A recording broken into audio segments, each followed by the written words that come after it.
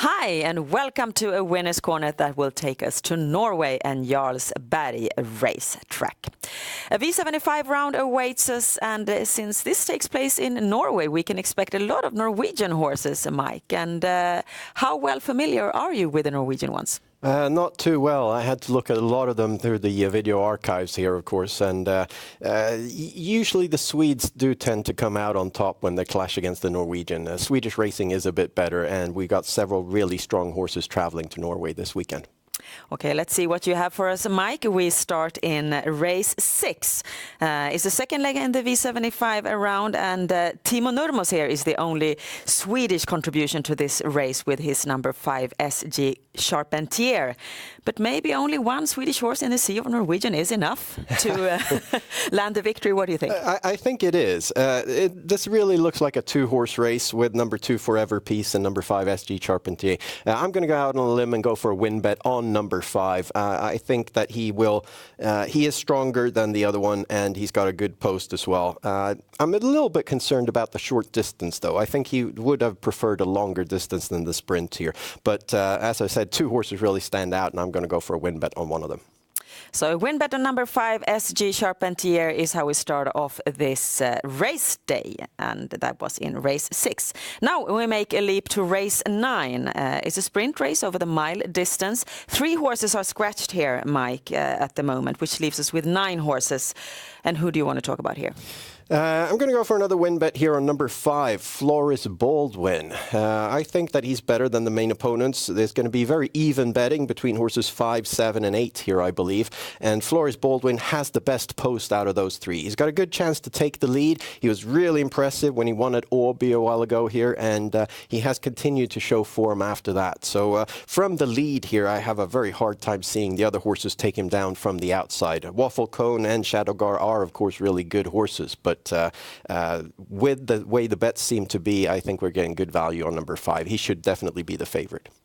So from this win bet in race 6, we move on. In race 9, number 5, Floris Baldwin, we move on to race 11. And this is the biggest race of the day, the main attraction. Ulf Thoresen's International is a Group 1 race included in the UET Master Series. 800,000 Norwegian crowns to the winner, Mike. And we'll get to see great horses such as Diamanten, Twisted Bee, Give It Gas and Go, Lionel N.O. What do you expect we'll get to see here? I expect a very high tempo here. I think Diamanten will try to take the lead early on from Coquin Bébé, who is the fastest behind the gate.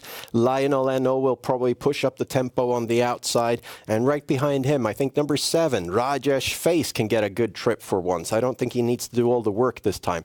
He has shown pretty good form this summer. He was out in the Elite Lop. He was out in Oslo Grand Prix, where he got a bit locked in over the final stretch and seemed to have quite a bit of gas left there. I feel that he is completely overlooked this time. At the moment, he's at 3% on the V75. He's got a tricky post, but as I said, I think he may get a good trip right behind Lionel here. And Rajesh Face is so strong that he can take down the others over the final stretch here at Jarlsberg. So Rajesh Face, a good chance, but he's definitely going to finish in the top 3. And I feel that on the show, we're getting great value for money here. So a show bet here in race 11 on number 7, Rajesh Face.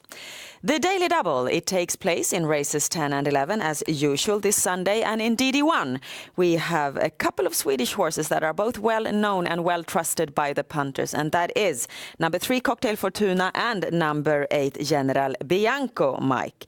And we can see that you here put all your money on number 8 General Bianco.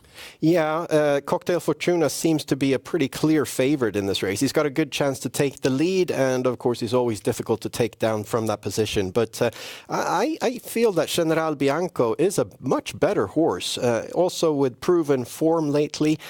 Very tricky post, but it doesn't matter all that much for him because he's really slow behind the gate anyway. And for me, he's a tougher horse. He can do the work on the outside, and I think he can take down Cocktail Fortuna from the outside.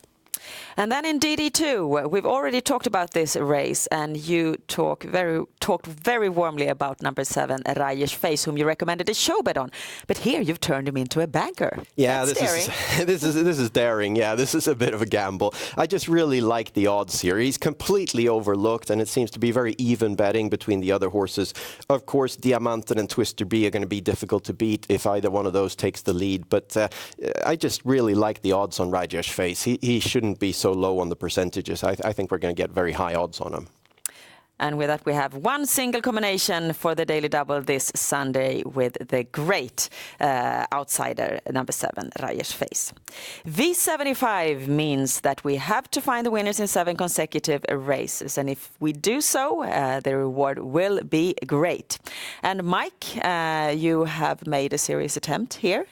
And let's take a look at your creation. Here we see that what it looks like. 2 bankers, but we start in the first leg, a long distance race over 3,100 meters with the horses divided up over 3 tiers, and you mark 5 horses. Any one of them that you want to promote a little extra? Well, don't forget number 8, Trust Boom Bay. Very low on the percentages, but a solid racehorse over longer distances. He's performed quite well several times on the V75 when we've had the V75 in Norway. So I don't really see why he's so low on the percentages. I think he should definitely be one of the first horses in this race. V75-2 is the race where you recommended we place a win bet on horse number 5, SG Charpentier.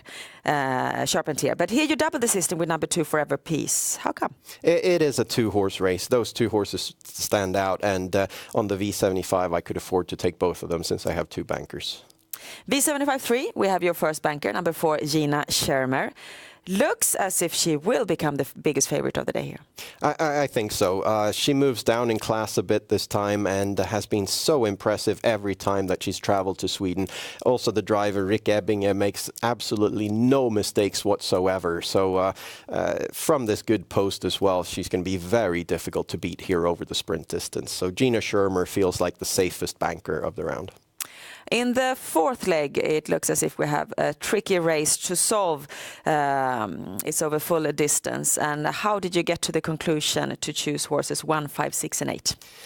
Well, this is kind of a tricky race because it feels very uneven. It feels that those 4 horses are definitely in a much higher class than the rest here. So it feels like a very uneven race. It could very well be that I've missed a Norwegian horse that is better than what you can tell from the card. But just reading the card, it feels that those 4 really stand out, and the winner should be one of them. Ile Saint Louis, my personal favorite.